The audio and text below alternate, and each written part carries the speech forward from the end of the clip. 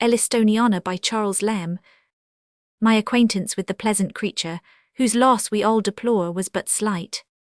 My first introduction to E, which afterwards ripened into an acquaintance a little on this side of intimacy, was over a counter of the Leamington Spa Library, then newly entered upon by a branch of his family, whom nothing misbecame, to auspicate, I suppose, the filial concern, and set it a-going with a lustre, was serving in person two damsels fair, who had come into the shop ostensibly to inquire for some new publication, but in reality to have a sight of the illustrious shopman, hoping some conference. With what an air did he reach down the volume, dispassionately giving his opinion upon the worth of the work in question, and launching out into a dissertation on its comparative merits with those of certain publications of a similar stamp, its rivals, his enchanted customers fairly hanging on his lips, subdued to their authoritative sentence, "So have I seen a gentleman in comedy acting the shopman, so Lovelace sold his gloves in King Street."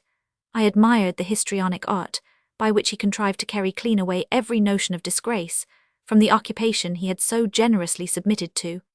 And from that hour I judged him, with no after repentance, to be a person with whom it would be a felicity to be more acquainted. To descant upon his merits as a comedian would be superfluous. With his blended private and professional habits alone I have to do, that harmonious fusion of the manners of the player into those of everyday life, which brought the stage boards into streets and dining parlours, and kept up the play when the play was ended. "I like Wrench," a friend was saying to him one day, "because he is the same natural, easy creature on the stage that he is off."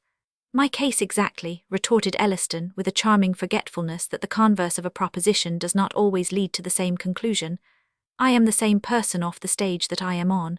The inference at first sight seems identical, but examine it a little and it confesses only that the one performer was never, and the other always, acting." And in truth this was the charm of Elliston's private deportment. You had a spirited performance always going on before your eyes with nothing to pay. As where a monarch takes up his casual abode for a night, the poorest hovel which he honours by his sleeping in it becomes ipso facto for that time a palace, so wherever Elliston walked, sate, or stood still, there was the theatre. He carried about with him his pit, boxes, and galleries, and set up his portable playhouse at corners of streets, and in the market-places. Upon flintiest pavements he trod the boards still, and if his theme chanced to be passionate, the green baize carpet of tragedy spontaneously rose beneath his feet. Now this was hearty, and showed a love for his art. So Apelles always painted in thought, so G.D. always poetizes. I hate a lukewarm artist. I have known actors, and some of them of Elliston's own stamp, who shall have agreeably been amusing you in the part of a rake or a coxcomb through the 2 or 3 hours of their dramatic existence. But no sooner does the curtain fall with its leaden clatter, but a spirit of lead seems to seize on all their faculties. They emerge sour, morose persons, intolerable to their families, servants, and see. Another shall have been expanding your heart with generous deeds and sentiments, till it even beats with yearnings of universal sympathy. You absolutely long to go home and do some good action. The play seems tedious, till you can get fairly out of the house and realize your laudable intentions. At length the final bell rings, and this cordial representative of all that is amiable in human breasts steps forth, a miser. Elliston was more of a piece. Did he play Ranger? And did Ranger fill the general bosom of the town with satisfaction? Why should he not be Ranger, and diffuse the same cordial satisfaction among his private circles? With his temperament, his animal spirits, his good nature, his follies perchance, could he do better than identify himself with his impersonation? Are we to like a pleasant rake or coxcomb on the stage, and give ourselves airs of aversion for the identical character presented to us in actual life? Or what would the performer have gained by divesting himself of the impersonation? Could the man Elliston have been essentially different from his part, even if he had avoided to reflect to us studiously in private circles the airy briskness, the forwardness, and scapegoat trickeries of his prototype? But there is something not natural in this everlasting acting. We want the real man. Are you quite sure that it is not the man himself whom you cannot, or will not see under some adventitious trappings, which nevertheless sit not at all inconsistently upon him? What if it is the nature of some men to be highly artificial? The fault is least reprehensible in players. Cibber was his own Foppington, with almost as much wit as Vanberg could add to it.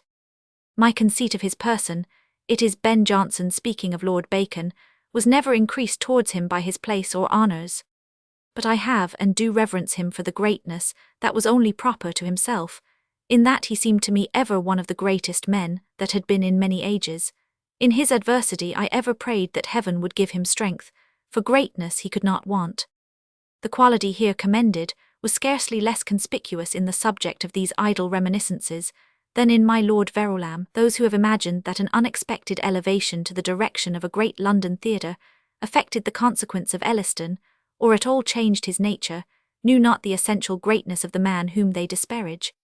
It was my fortune to encounter him near St. Dunstan's Church, which, with its punctual giants, is now no more than dust and a shadow, on the morning of his election to that high office.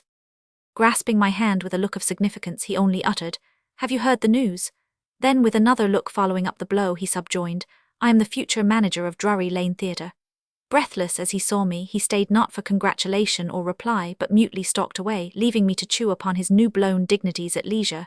In fact, nothing could be said to it. Expressive silence alone could muse his praise. This was in his great style. But was he less great? Be witness, O ye powers of equanimity, that supported in the ruins of Carthage the consular exile, and more recently transmuted for a more illustrious exile the barren constableship of Elba into an image of imperial France. When, in melancholy, after years again much near the same spot, I met him, when that sceptre had been wrested from his hand, and his dominion was curtailed to the petty managership and part proprietorship of the small Olympic his Elba. He still played nightly upon the boards of Drury, but in parts, alas, allotted to him, not magnificently distributed by him, waiving his great loss as nothing, and magnificently sinking the sense of fallen material grandeur in the more liberal resentment of depreciations done to his more lofty intellectual pretensions. "Have you heard?" his customary exordium. "Have you heard," said he, "how they treat me? They put me in comedy." Thought I, but his finger on his lips forbade any verbal interruption. "Where could they have put you better?" Then, after a pause, "Where I formerly played Romeo, I now play Mercutio," and so again he stalked away, neither staying nor caring for responses.